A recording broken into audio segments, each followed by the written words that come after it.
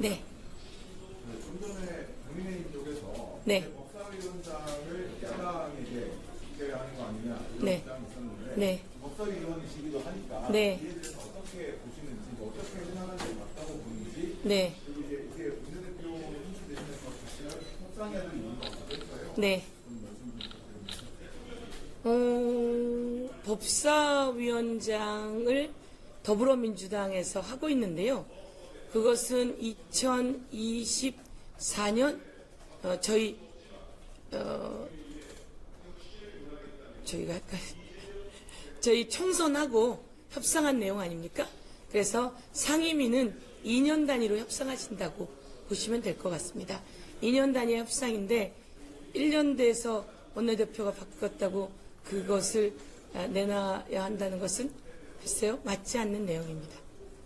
법사위원장은 그리고 상임위 위원장 관련해서는 여야가 협상하는데요. 지난 총선이 끝나고 저희가 몇 대 국회입니까? 22대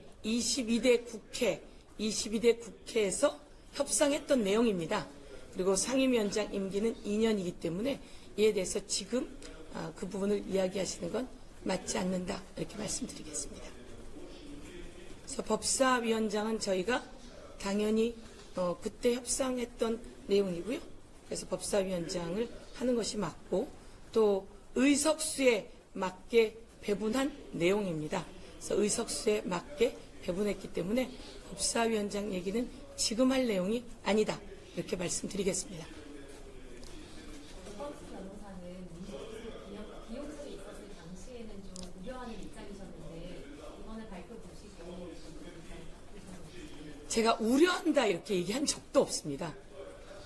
우려한다는 얘기를 한 적이 없고요. 그때는 아직 완전히 확정되지 않은 상황이었어서 대통령께서 충분히 검토해서 하실 거고 대통령이 하시는 걸 믿습니다. 이렇게 제가 이야기했고요. 그런데 이와 관련해서 또한 이야기가 있으니 이와 관련해서도 충분히 검토하시고 하면 좋겠습니다. 이렇게 이야기한 겁니다.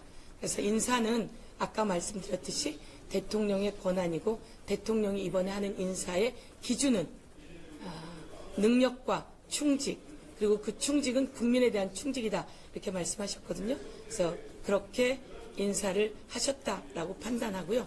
그러나 그 과정 속에서 여러 가지 의견들이 있었기 때문에 그런 부분들을 또한 그 대통령님께서 충분히 들으셨고 그리고 또 그것을 충분히 감안해서 이번에 그 민정수석의 역할에 맞는 분을 찾아서 발표하셨다 이렇게 판단하고 있습니다. 여러 가지 있었던 이야기들은 충분히 또한 전달되는 것이고 또 전달된 것을 충분히 또 검토하시고 그런 상황 속에서 저희가 또 검토한 바로는 그분의 실력과 그리고 또 살아온 이런 부분에 대해서는 충분히 좋은 평가가 나오고 있고 또한 민정수석의 역할로서는 또 충분한 자질과 능력을 갖고 있다 이렇게 판단되었고 그렇게 해서 또 오늘 발표되었다고 보고 있습니다. 제가 우려라고 하는 표현을 한 적은 없는데 어떻든 윤석열과 같이 특수통에 있었다라고 하는 이야기가 있었던 부분을 이야기했고 그것에 대해서는 충분히 검토되고 그리고 또 결이 다르다라고 하는 부분들도 말씀드릴 수 있을 것 같습니다. 네. 대통령과 만찬에 대해서 말씀 안 하시는 게 좋다고 하셨는데 네. 어제 관저 갔을 때 혹시 관저에서 좀 이상한 점을 보시거나 뭐 이런 게 있는지 좀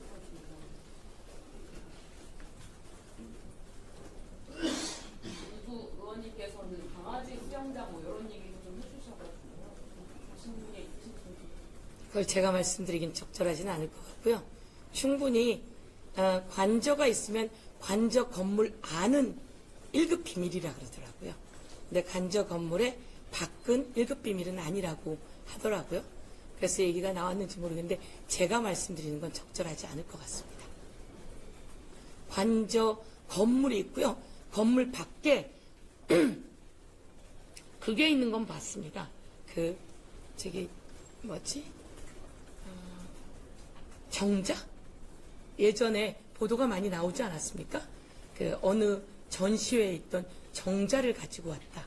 그런데 그 정자가 있는 곳은 마당에 정원에 그 정자가 있더라고요. 그래서 그거는 봤는데 그게 그때 그거였는지 모르겠는데 그때 저희가 법사위에서 윤석열, 김건희 관저에 도대체 어떤 것들이 있느냐. 21g이라고 하는 회사가 관저를 그 리모델링 하는데 그 21g이라고 하는 회사는 자격도 없다는 거 아닙니까? 그리고 21g이라고 하는 회사가 이번에 건진으로 뭐 통일교로부터인가 샤넬백을 바꿀 때 그 바꾸는 비용 결제가 21g 카드였다. 이런 얘기가 있는데요. 저희가 21g과 관련해서 상당히 많은 의혹을 제기했습니다. 그리고 실제로 거기 리모델링 했던 업체는 21g의 그 형제 업체처럼 되어 있었는데요. 제대로 그 자격이 없는 업체들이었고 그런 과정 속에서 의문은 아주 많았는데 저희가 다 볼 수 없었고요. 그 정원과 관저 안에서 그 식사 정도가 있었는데요. 바깥에선 그런 물건을 보았습니다. 그런 정자를. 그리고 아까 말씀하신 그런 내용은 또 제가 말씀드리기보다는 좀 더 확인 절차를 거치시면 될 것 같습니다.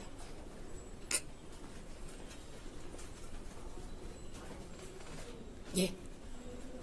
이번에 가장 원내대표 소통한 자질 중에 원래 여당인 만큼 야당과 어떻게 소통할지에 대한 우려가 좀 제기되고 있는데 의원님께서는 어떻게 수행할 예정이신가요?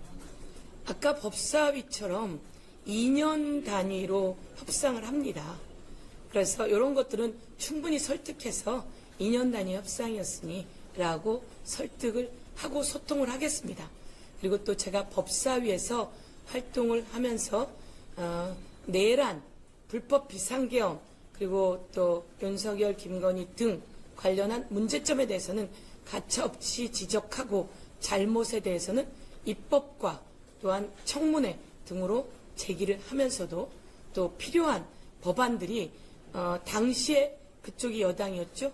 내놓는 법안 또 그것이 맞다고 생각하면 충분히 협상해서 통과시켜 왔습니다.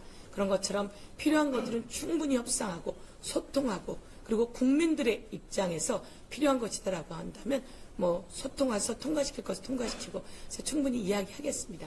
제가 또 생각보다 소통이 잘 되고 보셔서 아시겠지만 함께 필요할 때는 이야기 충분히 합니다. 예. 그래서 충분히 이야기하고 대신 원칙을 갖고 이 원칙에 맞춰서 또 원칙의 또 한 가지는 국민의 이익에 맞춰서 그렇게 협상해 나가면서 또한 야당과 국회 일들을 펼쳐나가겠습니다. 국민의힘에서도 이번 대선을 거치면서 지도부가 원내대표 등 교체되고 있는 것으로 알고 있습니다. 그런 과정 속에서도 야당에서도 좀 더 협상 잘하고 또 국민을 위해서는 협상하는 것이 국민의힘에게도 좋다라고 판단하실 거라고 생각하고 그렇게 된다면 서로 크게 무리 없이 협상하고 소통하고 협치해 나갈 수 있을 거다 이렇게 생각합니다. 당선시 가장 시급하게 추진할 연내 사안은 뭐라고 우선 아까 말씀드렸듯이 민생 관련한 법안들을 추진해 나가는 것입니다. 우선 추경에 대해서 정부의 제안이 온다면 추경을 신속하게 통과시키는 일이 되겠죠. 그리고 또 지역 화폐 관련해서는 예산으로 해나가는데 이 예산 관련해서도 저희가 예결위원장과 예결위 간사로 또 정부와 충분히 협상하면서 국민의힘과도 충분히 협상해서 지역 화폐 또 저는 지금 단계에서는 전국민 재난지원금 등이 필요하다고 생각하는 입장인데요. 아주 어려운 경제에서 그런 부분들에 대해서도 또한 지난 정부에서도 했었는데요. 선별적 지원이 있었죠. 이런 부분에 관해서 먼저 해나가는 일이 필요하다 이렇게 생각하고요. 그리고 지금은 이재명 정부가 들어서면서 코스피가 또 올라가고 있고요. 코스피가 훅 올라가고 환율은 훅 내려오는 그런 그래프가 있습니다. 그래서 이런 시기에 바로 경제가 살아날 수 있도록 그 상법 등 관련해서도 좀 더 기업과 잘 소통해서 상법이 기업도 살리고 국민도 살리는 그런 법, 주가 조작 같은 것을 하면 절대로 용서받지 못한다라고 하는 그런 내용들 관련한 법안들도 좀 잘 통과시키고, 또 국민을 아프게 하는 보이스피싱, 스미싱 이런 것들이 지금 아주 기승을 부리고 있습니다. 이런 것과 관련해서도 제대로 수사해서 그 아픔이 일어나지 않도록, 해외에 서버를 두면 못 잡는다 이러는데요. 그렇지 않습니다. 해외에 가면 잡을 수 있잖아요. 인터폴과 협조해서 할 수 있고, 그런 일들, 그래서 국민을 고통스럽게 하고 아프게 하고 이러는 것들을 잘 찾아서 법으로 하고, 또 정부가 그런 것들을 잘 추진할 수 있게 좀 적극적으로 추동하려고 합니다. 헌법재판관 최종 후보군에 대통령 변호사 이승엽 변호사도 포함됐는데 이 부분에 대한 인사가 어떻게 보실까요? 제가 그 부분은 세 분이 추천되어 있으시죠? 원래 우선 말씀처럼 헌법재판관에 대한 그 요청은 대통령께서 추천하는 요청인데, 충분히 그분이 어떻게 살아오셨는지, 그리고 또 어떤 판단을 해오셨는지, 어떤 법적인 일들을 해왔는지, 그리고 또 그 이후에도 어떤 역할들을 해오셨는지 라고 하는 것에서 대통령께서 판단하고 또 요청하셨을 거다 이렇게 생각하면서, 국민들을 위한 그 헌법재판관, 또 정의를 세우는 헌법재판관, 그리고 또 정의가 강물처럼 흘러넘치는 그런 판단을 할 수 있는 분들로 추천하셨을 거다 이렇게 생각하고, 저희들이 또한 국회에서 청문 계획서도 채택하고 청문 과정을 거치도록 하겠습니다. 그 이번에 20%가 당원 투표로 이루어질 텐데, 그 당원들 대상으로 한 선거 운동이나 그동안 열심히 활동해온 것을 시간이 별로 없습니다. 통해서 당원들이 많이 판단해 주실 거라고 생각하고요.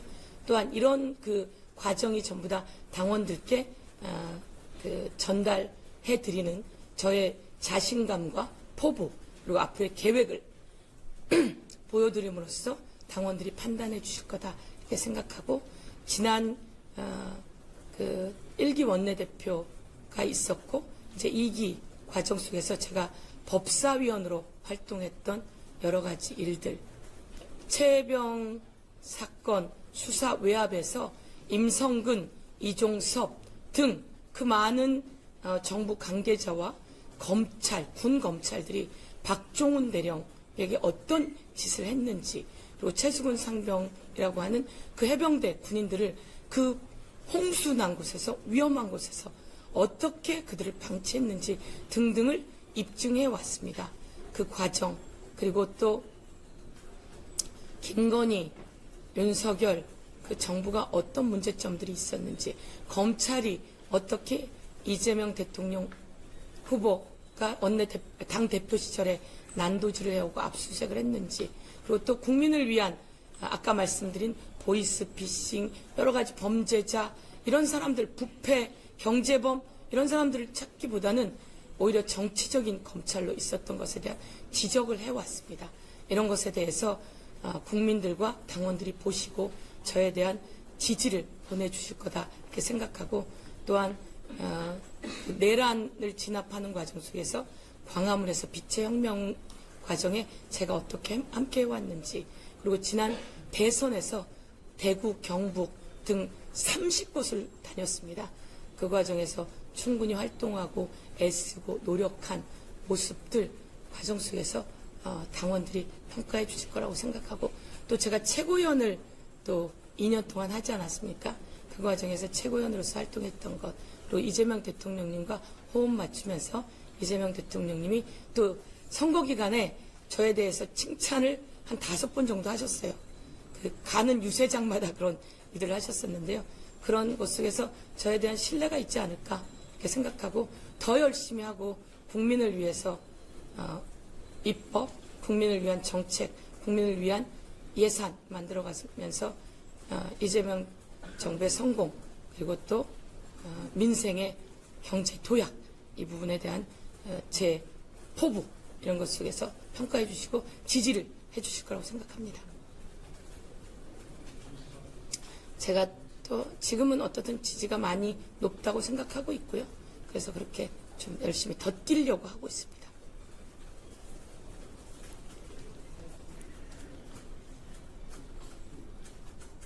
예, 또 질문 있으실까요? 대통령님께서 어떻든 제가 그런 말씀을 드렸습니다. 아니, 대통령이 되시고 인수위원회도 없고 용산 집무실에 갔더니 책상과 컴퓨터도 없고 이런 상황 속에서도 너무 일을 빠르게 잘 해내고 계시는데 또 해야 될 일도 많으실 텐데 그 일들을 너무 잘 해내고 있다라고 하는 평가를 받으시면서도 또한 저희들을 불러주셔서 감사드린다라고 말씀을 드렸는데 어떻든 잘 소통하는 것들이 필요했기 때문에 저희들을 부르셨다 이렇게 저는 판단하고 있습니다.